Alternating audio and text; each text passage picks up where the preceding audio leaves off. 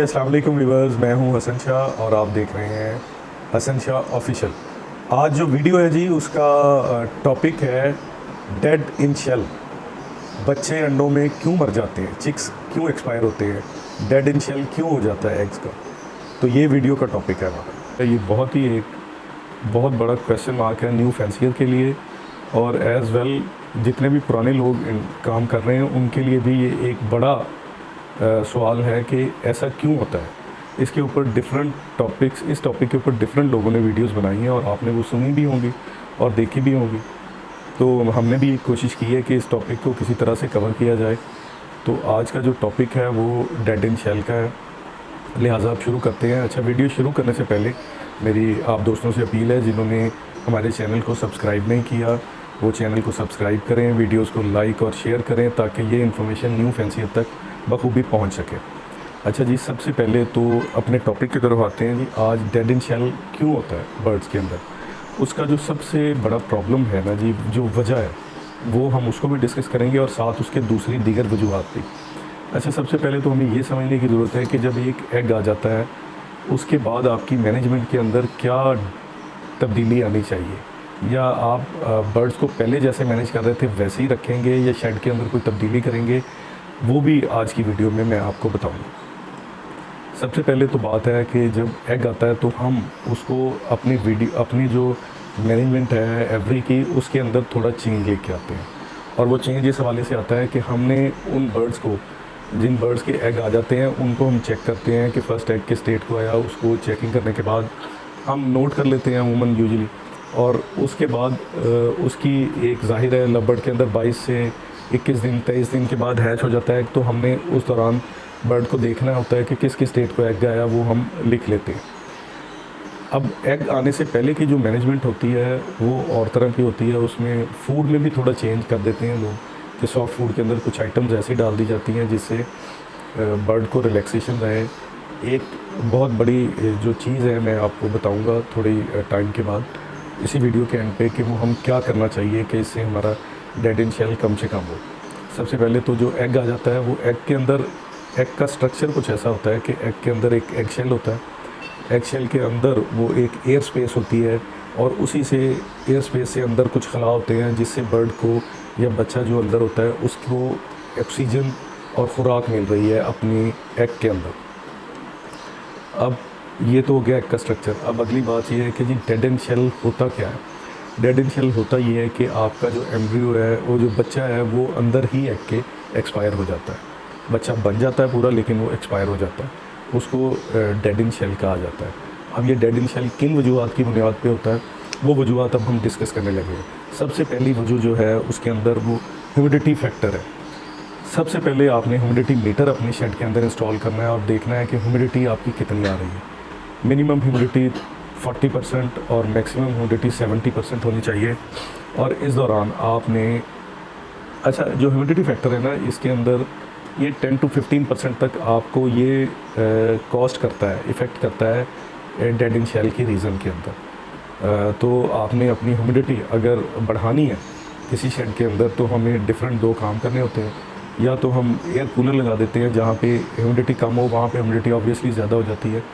Number 2, हम पानी floors के ऊपर पानी फेंकते हैं जिससे ह्यूमिडिटी हाई हो जाती है। खिड़कियाँ वगैरह खोल देते हैं जिससे ह्यूमिडिटी हाई हो जाती है ताकि एयर क्रॉसिंग आए। इसी से रिलेटेड जो दूसरी चीज़ है वो है वेंटिलेशन। आपके शेड में सबसे ज़्यादा ज़रूरी चीज़ वेंटिलेशन है।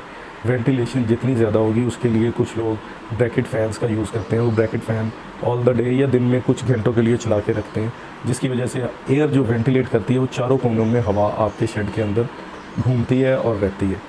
एग्जॉस्ट फैन का इस्तेमाल होता है, उससे भी आपकी जो वेंटिलेशन है वो एक तरफ से शेड को मिलती है ओपनिंग और दूसरी तरफ वो आउट हो रही होती है। अपोजिट सेंथ में ये आपका होना चाहिए डोर एग्जॉस्ट फैन। इसके अंदर एक और चीज़, एसी अगर किसी ने लगाया तो ऑब्वियसली उससे ह्यूमिडिटी या वेंटिलेशन वो पास होती रहेगी और उसको मिलती रहेगी। आप अपनी खिड़कियाँ, विंडोज़ जितनी मर्ज़ी सर्दी हो आपने अपनी विंडोज़ और खिड़कियाँ खोल के रखनी है। ये एक बहुत इंपॉर्टेंट चीज़ है जिसकी वजह से डेड इन शेल होता है। हम लोग क्या करते हैं, सर्दी आती है पूरा सील पैक कर देते हैं शॉपर के ज़रिए या कुछ डिफरेंट चीज़ों के ज़रिए। तो आपने ये काम नहीं करना। आपने अपनी एवरी के अंदर जो इंस्टॉल करना है या चॉपर बाहर लगाना है, प्लास्टिक शीट लगानी है, उसके अंदर इतनी फ्रेश एयर के लिए जगह छोड़नी है कि वो पूरे रूम के अंदर सर्कुलेट हो सके या पूरी एवरी के अंदर उसको एयर मिल सके। फ्रेश एयर के होने से बीमारियां कम होंगी और डेड इन शेल ऑब्वियसली इसके अंदर कम से कम होगा। इसके अंदर एक और बड़ी रीज़न, इन ब्रीडिंग जब आप बहन भाइयों के जोड़े लगाते हैं वो मत लगाएं, उसकी वजह से भी डेड इन शेल होता है या अर्ली एम्ब्रियो डेथ हो जाती है, वो इन ब्रीडिंग से आपने अवॉइड करना है। इसके अंदर एक और रीज़न, आपकी कैल्शियम और विटामिन अच्छे सप्लीमेंट्स और पर्टिकुलरली विटामिन डी की कमी की वजह से एग इन शेल हो जाता है। तो अच्छे विटामिन यूज़ कीजिए, अच्छे कैल्शियम यूज़ कीजिए और उसके साथ अच्छा विटामिन डी का सोर्स ऐड करें अपनी सॉफ्ट फूड में या पानी वाली फूड के अंदर, जिससे बर्ड को अच्छी खुराक मिल सके और उसका बच्चा जो है अंदर अच्छी तरह ग्रो कर सके, तगड़ा बच्चा हो। इसके अंदर एक और जो अहम रीज़न है वो माइट्स का प्रॉब्लम। अगर किसी बर्ड को अर्ली माइट्स का प्रॉब्लम है और आपसे ओवरलुक हो गया तो एग आने के बाद, पहले तो एग आता नहीं, अगर आ भी जाए तो वो उसके अंदर जो बच्चा होता है वो अच्छा नहीं होता, वो उसका एग जल्दी बच्चा अंदर उसकी डेथ हो जाती है। तो ये माइट्स से भी आपने उससे पहले स्कैट या आइवर्जन अप्लाई करना है बर्ड्स को, उसका प्रॉपर 14 दिन के बाद फिर फॉलो कोर्स होता है वो आपने करवाना है। और या फिर इमोक्सिविट प्लस आपने वंस ब्रीडिंग सीज़न से पहले उनको करवा देनी है ताकि उनके अंदर ये इशू ना आए। इसके बाद एक और बड़ा जो प्रॉब्लम होता है वो एग का गंदा हो जाना। एग आपके अंदर गंदे हो जाते हैं। अमूमन ये क्यों होता है, जब पहला एग ले होता है तो जो उसके बाद आखिरी एग, 5वां एग जो है वो ऑलमोस्ट 10 डेज़ का डिफरेंस होता है। इसी तरह जब बच्चा पहला हैच होता है तो वो 8, 9, 10 दिन का बच्चा होता है। वो बच्चा जब बड़ा हो जाता है वो उसकी पोप से नेस्टिंग मटेरियल गंदा हो जाता है। तो आपने उस नेस्टिंग मटेरियल को साफ़ करके उसकी जगह जो लकड़ी का बुरादा होता है वो उसके ऊपर वुडन शेव यूज़ करें, उससे वो आपका कुछ दिनों के बाद शेव हो जाएगा। और जब आप पहला क्लच ले चुके पूरा नेस्टिंग मटेरियल को चेंज करें, उससे भी आपका ये प्रॉब्लम जो है ना वो हल हो जाता है। एक और बड़ी रीज़न जो होता है बर्ड की एज का पूरा ना होना। आप प्रॉपर एज के बर्ड नहीं लगाते, जिसकी वजह से एग एंड ऑब्वियसली वो बर्ड का एम्ब्रियो वीक होता है और वो वहीं पे उसका egg in dead in shell हो जाता है। एक और इसके अंदर रीज़न जो है बैक्टीरियल और वायरल इन्फेक्शन। बैक्टीरियल इन्फेक्शन होता है बर्ड के अंदर और आपके सारे बच्चे या मोस्ट ऑफ द चिक्स जो हैं वो आपके डेड इन शेल का शिकार होकर मर जाते हैं।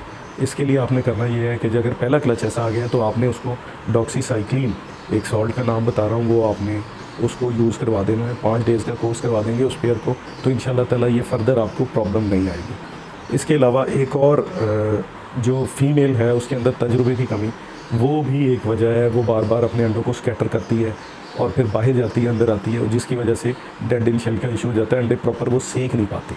इसके अलावा केज का साइज़, आपके केज का साइज़ प्रॉपर ना होना भी इसकी एक बुनियादी रीज़न है।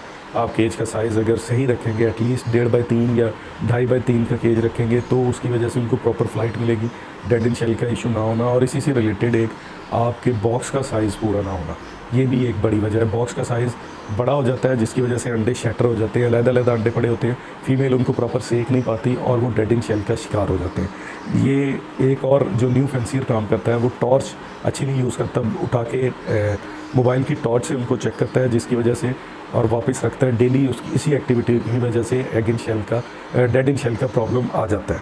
तो ये आपने कुछ प्रॉब्लम्स थी जो हमने आज डिस्कस की हैं।